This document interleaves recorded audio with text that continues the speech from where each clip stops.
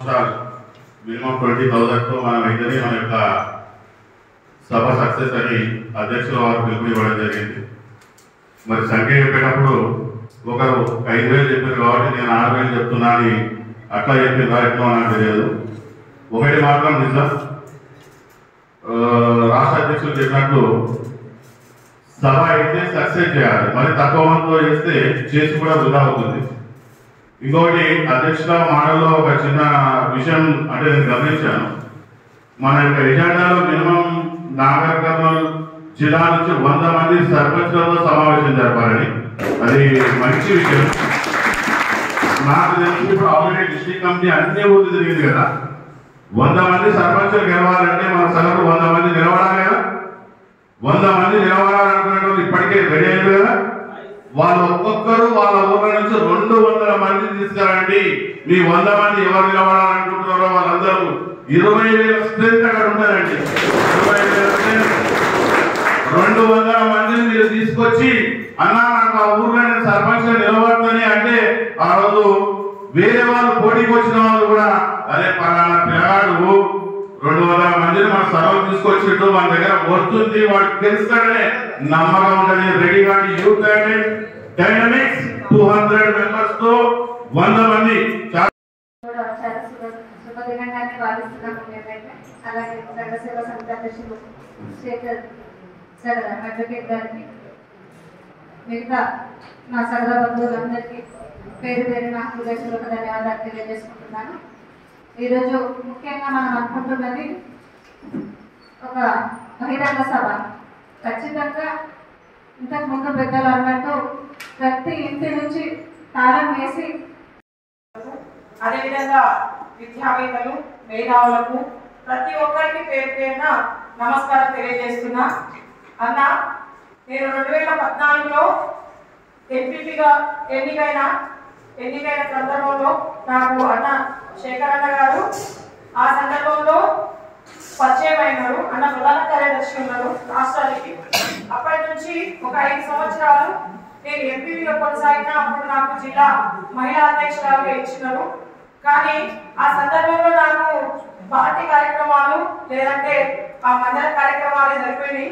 నిజంగా వాస్తవంగా చెప్పాలంటే నేను మన సగరులకు చేసిందైతే లేదు. నా మండలం వరకే కానీ జిల్లాలో నేను ఎక్కడ తిరగడానికి వీలు కాలేదు. మళ్ళొకసారి ఈ జిల్లా అధ్యక్షురాలు ఏదైనా తీసుకోవాలంటే కూడా అంత సమయం కేటాయించాలి, అంత వర్క్ చేయాలి అన్న ఉద్దేశంతో నేను కొంచెం వెనుకకు జరగడం జరుగుతుంది. అదేవిధంగా చెప్పాలంటే శేఖరన్న కానీ సుధాకర్ అన్న కానీ చాలా సార్లు అమ్మ నువ్వు కూడా ఒక మహిళగా అంటే ఒక మహిళ బయటకు వస్తే అందరి కుటుంబాలలో మహిళలు బయటికి రావడానికి అవకాశం ఉంది కాబట్టి నువ్వు ఒక మహిళగా మన సగర బంధువులకు కానీ మన సగర సంఘానికి కానీ నీ నుండి ఎంతో కొంత సేవని పొందాలని అనుకుంటున్నామని చాలా సందర్భాలలో నన్ను అన్న వాళ్ళు ఫోన్ చేసి చెప్పడం జరుగుతుంది. కానీ అన్న నా పిల్లలు కూడా కొంత చిన్నగా ఉన్నారు. నేను రాజకీయం అయితే చేసినా కానీ అప్పుడు రాజకీయ అనుభవం లేదు.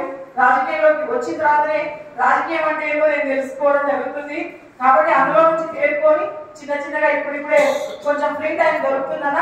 నేను అందుకే ఈ సందర్భంగా శేఖర్ ఒకసారి మళ్ళీ కలిసి అన్నకు చాలా రోజుల తర్వాత మర్యాదపూర్వకంగా అన్నని కలిసి సన్మానించి సీనాన్ని కూడా అట్లనే ఎన్నికైన తర్వాత కలవలేదు కాబట్టి కలిసి వెళ్దామని వచ్చిన. అయితే ముఖ్యంగా చెప్పాలంటే నాకన్నా మేధావులు పెద్దలు ఎంతో విజ్ఞానవంతులు ఉన్నారు కాబట్టి వాళ్ళందరూ మాట్లాడిన మాటలు నిజంగా ఈ రోజు ఇది రావడం వల్ల ఎంతో కొంత సబ్జెక్ట్ అయితే మనం నేర్చుకోవడానికి అవకాశం ఉంది. నేను గొప్పగా చెప్పేది సూచనలు ఇవి చేయలేకపోయినప్పటికీ కూడా ఈ చిన్న సబ్జెక్ట్ ని మర్చిపోకుండా ఒక 25% 50% మన గ్రామ స్థాయిలో ఉన్నటువంటి మన సంఘం అధ్యక్షులకు కానీ లేకపోతే మనకు వీలైనంత వరకు యువతకు కానీ అందించే ప్రయత్నం చేసి మనం ఏదైతే అనుకుంటున్నామో సమావేశం ఏర్పాటు చేసుకోవాలి. మన ప్రభుత్వానికి ఏదైతే సూచన చేయాలి, మన డిమాండ్ అయితే ఏదైతే విప్పియాలి. నిజంగా నాకు కూడా ఈడబ్ల్యూఎస్ గురించి నేను రీసెంట్ గా మా పాపకి ఎంబీబీఎస్ సీట్ వచ్చింది, తను డాక్టర్ చదువుతుంది. అప్పటి నుంచే నాకు ఈడబ్ల్యూఎస్ అనేది పరిచయం అయింది. అంతవరకు నాకు పరిచయం లేదు. నిజంగా చాలా గుండె బరువెక్కే విషయము, చాలా దుర్మార్గమైన పని. అది నిజంగా అడిగితే మేధావులు ఆలోచన చేసి అది ఏ విధంగా ముందర పెట్టాలో బీసీల నుంచి మనం కూడా ఒక ముందు పెట్టాలి, ప్రభుత్వం ముందు పెట్టాలి అని కోరుకుంటున్నా. ముఖ్యంగా ఏంటంటే అన్న నిజంగా చెప్పాలంటే నా దేశం అగ్ని గుణిత సీత, నా దేశం కరుణాంతరంగా అని ఒక మహాకవి చెప్పాడు. మరి ఈ దేశంలో వెనుకబాటు కూరేటువంటి రాష్ట్రాలు, ఆ రాష్ట్రాల్లో మనము ఇంకా మన జాతిని అద్భుతంగా నిర్మించుకునేటువంటి అవకాశాలు ఇట్లాంటి సమావేశాలు ఉంటాయి. కాబట్టి రేపు జరగబోయేటువంటి ఈ యొక్క సమావేశంలో మరి అంతకుముందు ఏం మాట్లాడి తెలియదు కానీ ఒక చిన్న సూచన అంటే BCD నుంచి BCAకి మారాలంటే అందరూ చాలా మంది, నేను కూడా చాలా సభలో మాట్లాడింది గతంలోనే.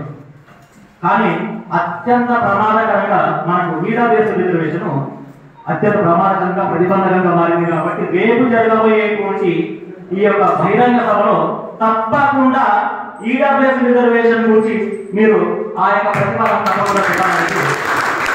ఎందుకంటే రాజపాలు కష్టపడి 24/7 చదివినటువంటి యువత విద్యార్థులు మొత్తం నీరు కలిగిన పరిస్థితి ఉంది. అంటే విద్యారంగంలో సమస్యలు ఎదురవుతూ ఉన్నాయి, తర్వాత ఉద్యోగ రంగంలో కూడా సమస్యలు ఎదురవుతున్నాయి. కాబట్టి ఈడబ్ల్యూఎస్ లో BCAకు మాత్రమా BCDలో ఉంటామా, మాకు ఖచ్చితంగా ఈడబ్ల్యూఎస్ రిజర్వేషన్ కావాలనే విషయం మీద మిగతా డిమాండ్లతో పాటు ఇది కూడా పెట్టాలి. తర్వాత రెండవ విషయం అంటే మన చాలా అలవోకగా ఒక పడికట్టు బాధతో మాట్లాడుతూ ఉంటాం. ఆర్థికంగా, సామాజికంగా, రాజకీయంగా ఎదగాలి. ఆర్థికంగా ఎదగాలంటే చదువుకోవాలి, లేకపోతే ఇంకో పని చేయాలి, ఏదో ఒకటి చేసి ఆర్థికంగా ఎదిగేటువంటి అవకాశం. రాజకీయంగా ఒక పదవి వస్తే ఎదిగారు. ఈ సామాజికంగా ఎదగాలంటే మన వాళ్ళు ఉన్న కూడా ఇంకా ఉపవాసం గుర్తింపు సందర్భాలు చాలా ఉన్నాయి. ఎందుకంటే నేను కొన్నాళ్ళకి ఎదుగుదల చదువుకుంటుంటే అక్కడ అప్పటి తెలియదు కదా, ఏ కులం ఉపవాసం తెలియకపోయి. అంటే మనం ఆ స్థాయికి ఎదగాలంటే తప్పకుండా, ఎందుకంటే మన దాంట్లో పట్టుదల ఎక్కువగా ఉంటుంది, కాస్త ముండితనం కూడా ఎక్కువగానే ఉంటుంది నిజంగా ఒప్పుకోవాల్సిందే. అయితే మీరు చాలా మంది పార్టీలో పనిచేసే వాళ్ళు ఉన్నారు, అన్ని రాజకీయ పార్టీలు, తర్వాత ప్రజా సంఘాలు, జెండా మోషన్ సందర్భాల్లో పదవులు ఉంటాయి, పార్టీ పదవులు ఉంటాయి, వార్డు మెంబర్ల నుంచి గ్రామ సర్పంచ్ ఎంపీటీసీలో ఉంటారు.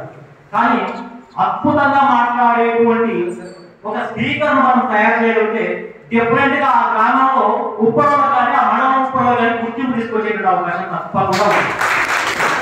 ఇందులో గాను మన అధ్యక్ష ప్రధాన కార్యదర్శి కోశాధికారులతో కలిపి హైదరాబాద్ లో అశోక హోటళ్లను, లేకపోతే ఆ పక్కన ఉన్నటువంటి వెస్టర్న్ హోటళ్లను రౌండ్ టేబుల్ సమావేశం పెట్టే బాధ్యత నేనే తీసుకుంటా.